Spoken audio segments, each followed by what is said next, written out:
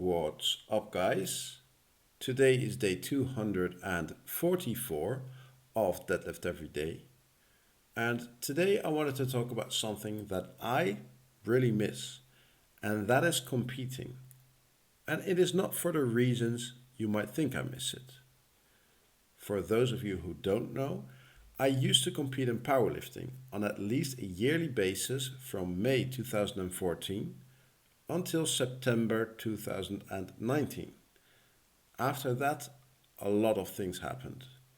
I moved to a new home, COVID hit, we had a daughter, and ever since we've had our daughter, I just never really found the time to actually focus on a meet prep. Because let's face it, prepping for a powerlifting meet takes a lot of time and a lot of focus. And when I decide to do one, I want to break my previous bests and not just go there because I think it's fun. It is just too big of an investment to just do it for fun, at least in my opinion. So ever since then, I've just been training without really having specific numbers to focus on. And while this was mentally refreshing at first, because you can literally train without having too many expectations of yourself, I am now at a point where I'm starting to kind of miss training for these specific goals. And these are not long-term goals I'm talking about. No, I'm talking about another 2.5 kilos on my squat, bench, or deadlift when the next competition comes around kind of goals. Goals that are actually realistic and you can actually realize over the next 10 to 12 weeks.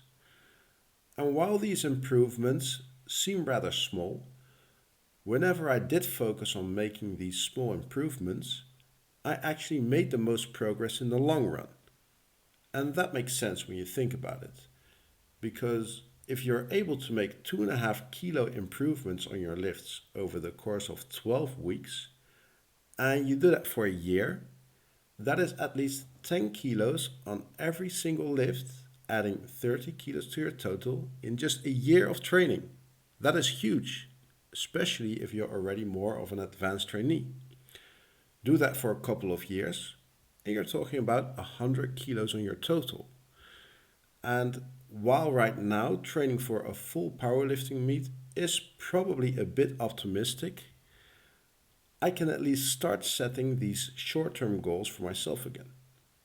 That obviously doesn't have to be for any of the competition lifts. It can also be for different lifts, like the Zercher Deadlift. But I really feel like I need these testing moments back into my training, just like when I was competing. Luckily, the just a singles method I am following for the Zercher Deadlift right now does have testing moments included into the program. So that is already taken care of. But also, when I decide to take on a different lift, I do need to set a deadline for myself as to when the next test is going to be.